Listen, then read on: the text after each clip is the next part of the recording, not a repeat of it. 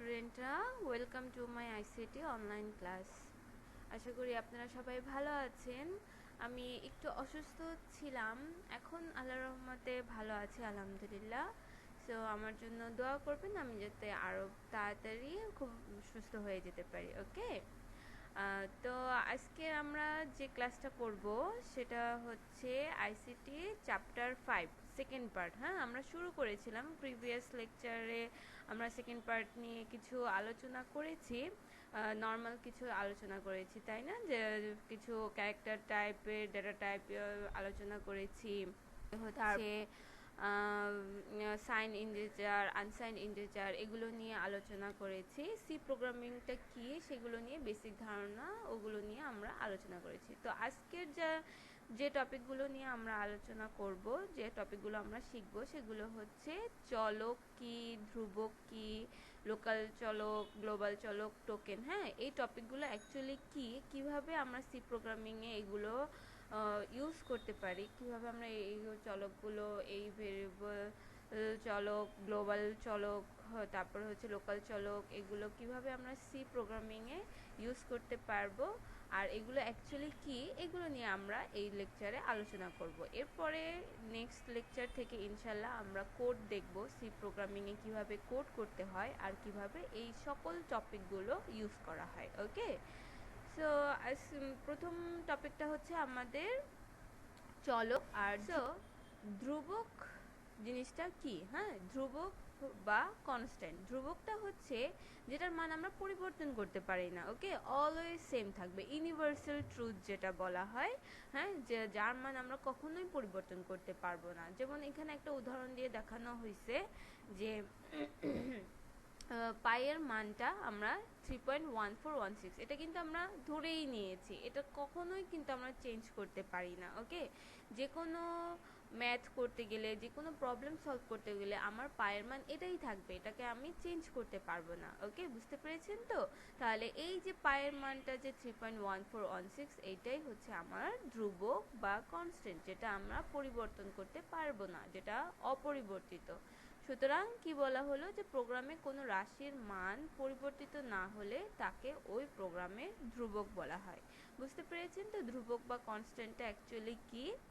এরপরে হচ্ছে আমাদের চলক বা ভেরিয়েবল।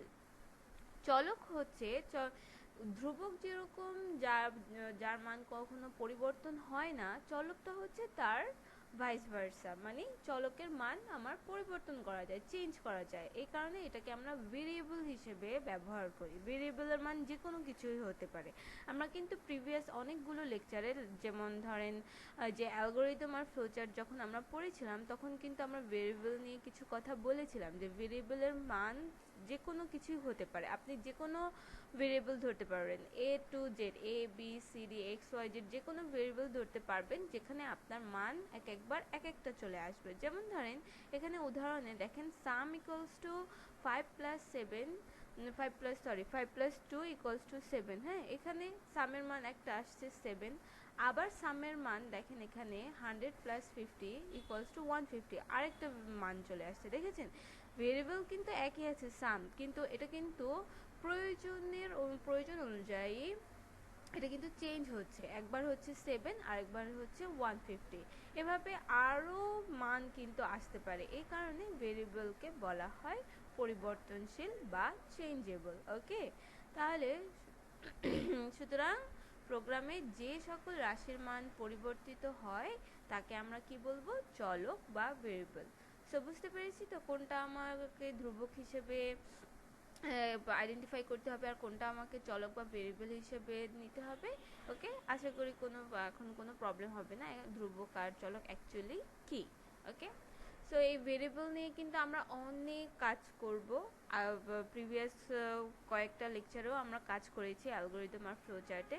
ইনফ্যাক্ট নেক্সট যে আমরা সি প্রোগ্রামিংটা করব, সি প্রোগ্রামিংয়ের যে কোড করব, সেখানেও আমরা এই ভেরিয়েবল নিয়েই কাজ করব। ওকে, সো একটু কনসেপ্টগুলো খুব ক্লিয়ার করে রাখবেন, যাতে করে আমাদের কোড করতে কোনো প্রবলেম না হয়।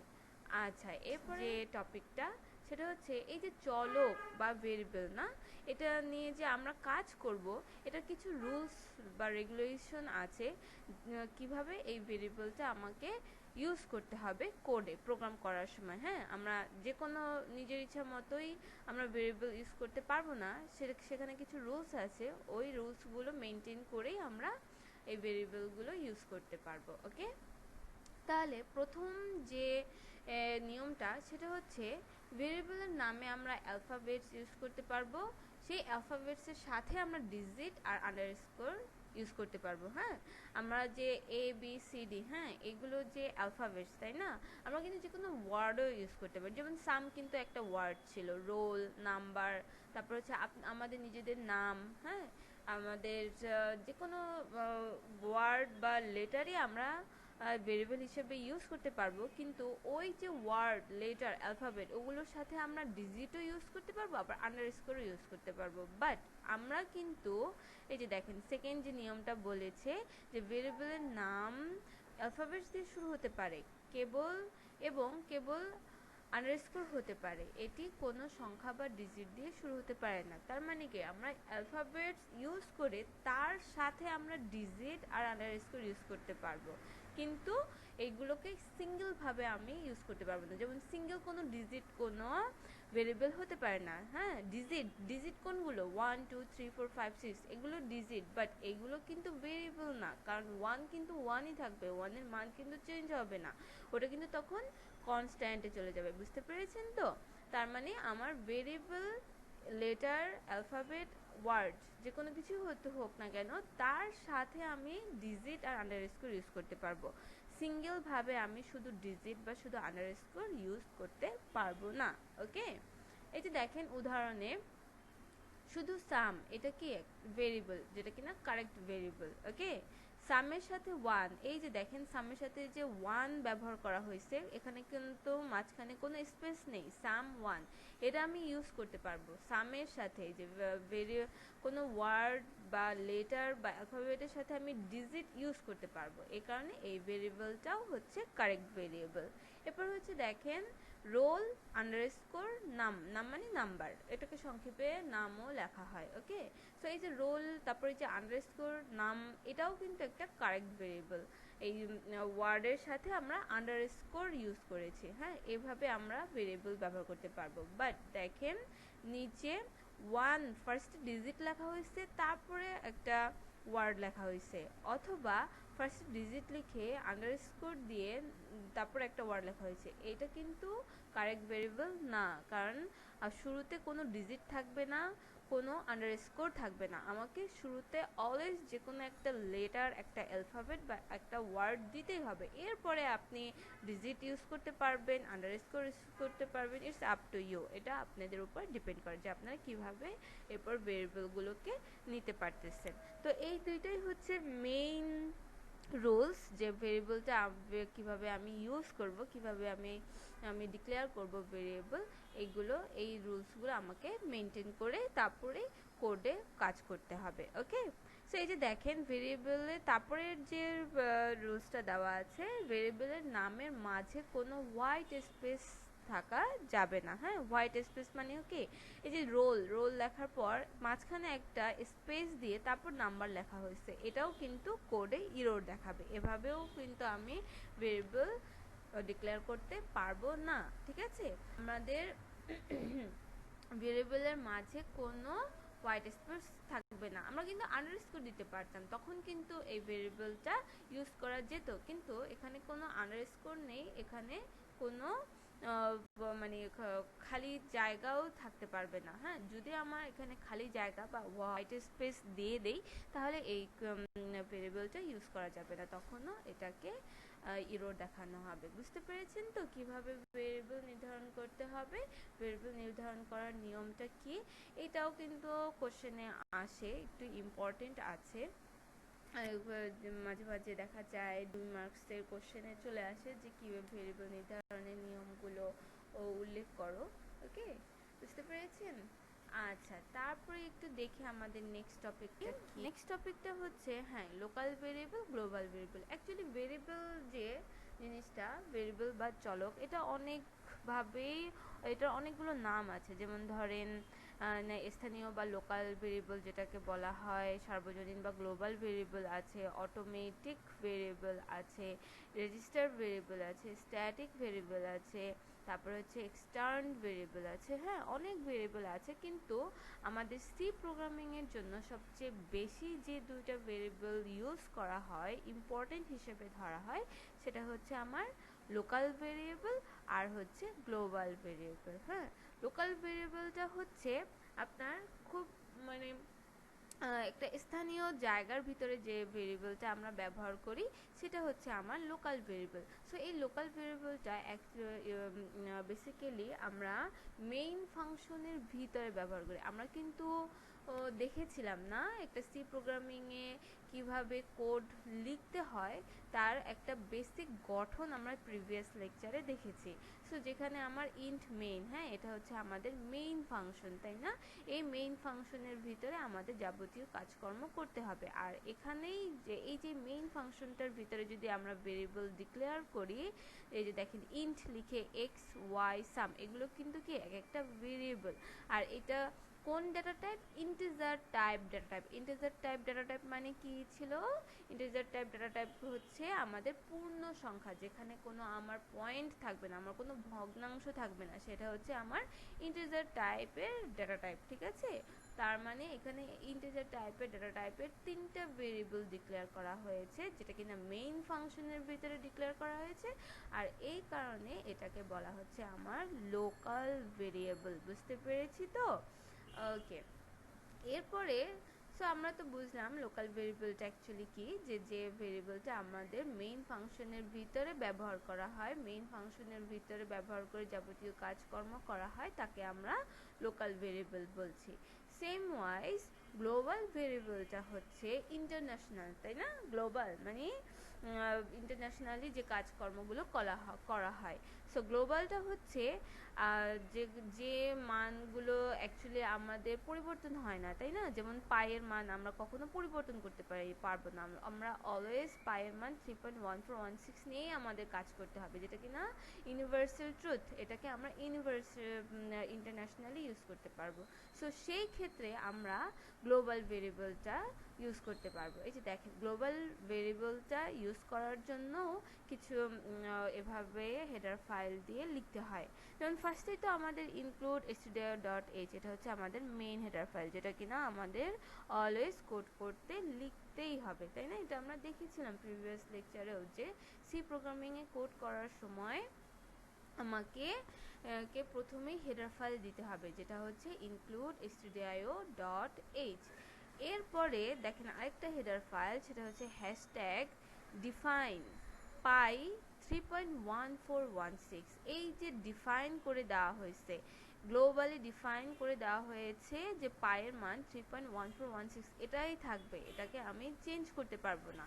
এরপর আমি ইন্ট মেইনে যে কোনো জায়গায় আমি শুধু পাইটা ব্যবহার করতে পারবো, আমাকে কিন্তু আলাদাভাবে 3.1416 আর লিখতে হবে না, কারণ এটা কিন্তু আমি গ্লোবালি ডিক্লেয়ার করে ফেলেছি আমার কোডে। বুঝতে পেরেছেন তো গ্লোবাল ভেরিয়েবলটা অ্যাকচুয়ালি কি? যে ভেরিয়েবলটাকে আমরা মেইন ফাংশনের আগে, হ্যাঁ মেইন ফাংশনের বাহিরে ডিক্লেয়ার করে থাকি, সেটা হচ্ছে আমাদের গ্লোবাল ভেরিয়েবল। যে ভেরিয়েবলের মান কখনো চেঞ্জ হয় না, কখনো পরিবর্তন হয় না, এই কারণে আমরা সেই ভেরিয়েবলের মানটাকে মেইন ফাংশনের বাহিরে উপস্থাপন করি, তাই এটাকে বলা হয় আমাদের গ্লোবাল ভেরিয়েবল। বুঝতে পেরেছেন তো কিভাবে কোনটা লোকাল ভেরিয়েবল হিসেবে কাজ করতেছে, কোনটা গ্লোবাল ভেরিয়েবল হিসেবে কাজ করতেছে? আশা করি বুঝতে পেরেছেন এই টপিকগুলো। অতটা কঠিনও না। আপনারা আমার লেকচারটা আবার দরকার হলে রিপিট করবেন, অথবা বই তো আছেই, বইতে আবার একটু ভালো করে বই থেকে টপিকগুলো পড়ে নেবেন, দেখবেন অনেক ইজি হয়ে গিয়েছে। আর এই টপিকগুলো যদি আপনাদের জন্য ইজি হয়ে যায়, তাহলেই কিন্তু কোড করতে গিয়েও অনেক কিছু আপনাদের ইজি হয়ে যাবে। হ্যাঁ, এই যে প্রিভিয়াস লেকচারেও আমরা যে বেসিক আইডিয়াগুলো নিয়েছি, যে বেসিক টপিকগুলো নিয়ে আলোচনা করেছি, আর এই লেকচারেও যে বেসিক টপিকগুলো নিয়ে আমরা আলোচনা করলাম, এই দুটো লেকচার যদি আপনারা একটু ভালো করে রিভাইজ করে ফেলেন, তাহলে আমরা নেক্সট ক্লাস থেকে কোড করা যে শুরু করব তখন কিন্তু বেশি একটা প্রবলেম হবে না, ঠিক আছে। আচ্ছা, তাহলে দেখি তো এখন নেক্সট টপিকটা কি আছে আমাদের। নেক্সট স্লাইডে ফার্স্টে আমি কিছু তুলনামূলক প্রশ্ন লিখেছি, ডিফারেন্সিয়েট করা হয় যেগুলো, যে সাইন ইন্টিজার এবং আনসাইন ইন্টিজারের মধ্যে পার্থক্য। হ্যাঁ, এই কোশ্চেনটা ইম্পর্টেন্ট আসে প্রায় পরীক্ষায়, এক্সামে দেওয়া হয়। সো সাইন ইন্টিজার আর আনসাইন ইন্টিজার কিন্তু আমরা প্রিভিয়াস লেকচারে পড়েছিলাম যে সাইন ইন্টিজার কোনটা ছিল। ইন্টিজার টাইপের ডেটা টাইপ তো আমরা জানি না, পূর্ণ সংখ্যা যেখানে কোনো ভগ্নাংশ বা পয়েন্ট থাকবে না। আর সাইন মানে হচ্ছে ওই যে প্লাস মাইনাস, হ্যাঁ, প্লাস 30 -30 এগুলোকে হচ্ছে আমাদের সাইন্ড ইন্টিজার বলা হয়।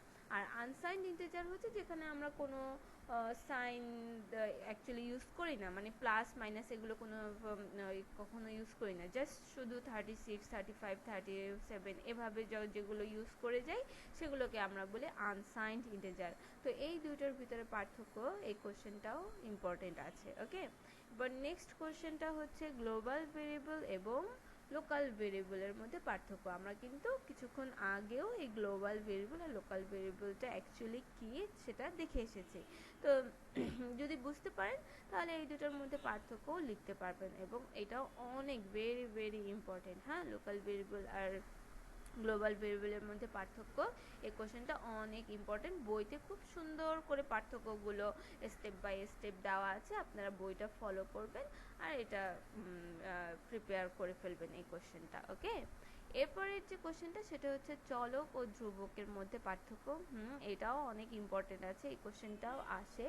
সো চলক আর ধ্রুবক অ্যাকচুয়ালি কি আমরা তো পড়েছি, তাই না? আমরা এখন জানি যে কোনটা অ্যাকচুয়ালি চলক, কোনটা অ্যাকচুয়ালি ধ্রুবক, এগুলো সম্পর্কে আমাদের ধারণা নেওয়া হয়ে গেছে।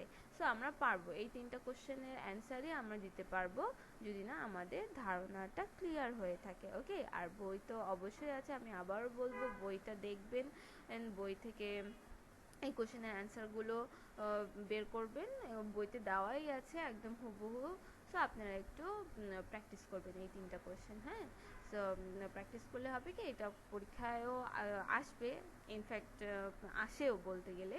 সো আপনারা ভালো করে অ্যান্সার করতে পারবেন যদি প্রিপেয়ার করে রাখেন এই কোশ্চেনগুলো। ওকে, এরপরে আজকের লেকচারের জন্য আপাতত লাস্ট টপিকটা হচ্ছে আমাদের টোকেন। হ্যাঁ, টোকেনটা অ্যাকচুয়ালি কি? টোকেনটা হচ্ছে, আমরা একটু পড়ি এখানে কি লেখা আছে, যে সি প্রোগ্রামের বিভিন্ন স্টেটমেন্টে ব্যবহৃত ওয়ার্ড এবং ক্যারেক্টার সমূহকে সম্মিলিতভাবে টোকেন বলা হয়, যা একক বা সম্মিলিতভাবে বিভিন্ন কাজ সম্পাদন করে। এর মানেটা কি? হ্যাঁ, টোকেনটা অ্যাকচুয়ালি হচ্ছে আমাদের আমরা তো ভেরিয়েবল পড়েছি চলক, যে এ টু জেড যে কোনো অ্যালফাবেট, যে কোনো ওয়ার্ড, যে কোনো লেটার আমরা ভেরিয়েবল ইউজ করতে পারবো। কিন্তু টোকেন হচ্ছে, টোকেনে কিছু ওয়ার্ড, হ্যাঁ, কিছু ওয়ার্ড যেগুলো একদম স্টোর করা থাকে, যেগুলোকে আমরা ভেরিয়েবল হিসেবে ব্যবহার করতে পারবো না। ওকে, যেমন ধরেন এই যে ইন্ট, ইন্ট, এটা হচ্ছে ইন্টিজার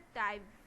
হ্যাঁ, ইন্টিজার টাইপের ডেটা টাইপ, এটা কিন্তু কোনো ভেরিয়েবল না, এটাকে আমরা কিন্তু ভেরিয়েবল হিসেবে ব্যবহার করতে পারবো না। বুঝতে পেরেছেন তো? এরপর হচ্ছে যে ফ্লট হচ্ছে আমাদের দশমিকের জন্য ব্যবহার করা হয়, ফ্লটিং টাইপের ডেটা টাইপ। CHAR ক্যারেক্টার টাইপের ডেটা টাইপ। এই যে মেইন, হ্যাঁ, আমাদের মেইন ফাংশন যেটা, সেখানে কিন্তু আমরা MAIN মেইন ব্যবহার করি, কিন্তু এটা কিন্তু আমাদের ভেরিয়েবল না। সেম ভাবে এই যে ডাবল ফ্লট, লং ইন্ট, এইগুলো হচ্ছে আমাদের টোকেন, এগুলো আমাদের কোনো ভেরিয়েবল না। আমরা কিন্তু ভেরিয়েবল হিসেবে সাম যে ব্যবহার করি, নাম্বার, রোল, ABCD, এগুলো কিন্তু আমরা ভেরিয়েবল হিসেবে ব্যবহার করি, ওগুলো কিন্তু টোকেন না। বাট এই যে ইন্ট, ফ্লট, CHAR ক্যারেক্টার, মেইন, এগুলো কিন্তু হচ্ছে আমাদের টোকেন, এগুলোকে আমরা ভেরিয়েবল হিসেবে ব্যবহার করতে পারবো না। সো বুঝতে পেরেছেন তো এখন টোকেনটা অ্যাকচুয়ালি কি, ভেরিয়েবল আর টোকেনটা কিভাবে আমরা আইডেন্টিফাই করতে পারি। আচ্ছা, হ্যাঁ, টোকেনটাও কিন্তু অনেক ইম্পর্টেন্ট আছে। টোকেন কাকে বলে এটা কিন্তু 1 মার্কসের কোশ্চেনে আসে, 2 মার্কসের কোশ্চেনে কিন্তু আসে। হ্যাঁ, টোকেন নিয়ে আলোচনা করো। ওকে, সো আজকের লেকচারটা আমার এ পর্যন্তই থাকবে, ঠিক আছে? এই পর্যন্তই হচ্ছে আমাদের বেসিক আলোচনা ছিল সি প্রোগ্রামিংয়ে। হ্যাঁ, এই যে প্রিভিয়াস লেকচার আর আজকের লেকচারটা, এই দুইটা লেকচারের যে আমরা বেসিক যে টপিকগুলো নিয়ে আলোচনা করেছি, এই টপিকগুলাই কিন্তু আমাদের নেক্সটে সি প্রোগ্রামে যখন আমরা কোড করব, সেই কোড করার সময় অনেক হেল্পফুল হয়ে যাবে। খুব ইজিলি আপনারা কিছু কিছু টার্ম বুঝতে পারবেন যে আচ্ছা এখানে এটা ব্যবহার করা হয়েছে, এভাবে কোড করা হয়েছে, ঠিক আছে? সো আমি অবশ্যই সাজেস্ট করতেছি যে আপনারা প্রিভিয়াস লেকচার আর এই লেকচারটা খুব ভালো করে ফলো করবেন, খুব ভালো করে রিভাইজ দিয়ে ফেলবেন, যাতে করে আমরা নেক্সটে কোড করার সময় আমাদের কোনো প্রবলেম না হয়। ওকে, আর আপনাদের তো এমটি পরীক্ষা হবে, সেটা হচ্ছে 5 তারিখ থেকে। ওকে, সো 5 তারিখ থেকে যে এমটি পরীক্ষা হবে সেটার সিলেবাসটা আপনারা পেয়ে যাবেন। তারপর আমার সাবজেক্টের সিলেবাসটা হবে লেকচার 6, লেকচার 7। আজকেরটা হচ্ছে আমাদের লেকচার 7, আমাদের প্রিভিয়াস লেকচারটা হচ্ছে লেকচার 6। তো লেকচার 6, লেকচার 7, আরেকটা লেকচার আমি দিব আপনাদের, সেটা ইনশাল্লাহ কাল পরশুর ভিতরে পেয়ে যাবেন। সো আমাদের 3টা লেকচারের উপরে আমরা এমটি পরীক্ষা দিব। ওকে, প্রিভিয়াস লেকচার, আজকের লেকচার আর নেক্সটে আরেকটা লেকচার দিব। তো লেকচার 6, 7, 8 এই 3টা লেকচারের উপরে আমাদের এমটি পরীক্ষা হবে। ওকে, সো আপনারা প্রিপারেশন নিতে থাকেন। হ্যাঁ, কোনো পেলে আমাকে অবশ্যই নক করবেন অ্যান্ড আমার সাথে কন্ট্যাক্ট করবেন। ওকে, সো এই পর্যন্তই। Thank you. আপনারা সবাই ভালো থাকবেন, সুস্থ থাকবেন। আল্লাহ হাফিজ।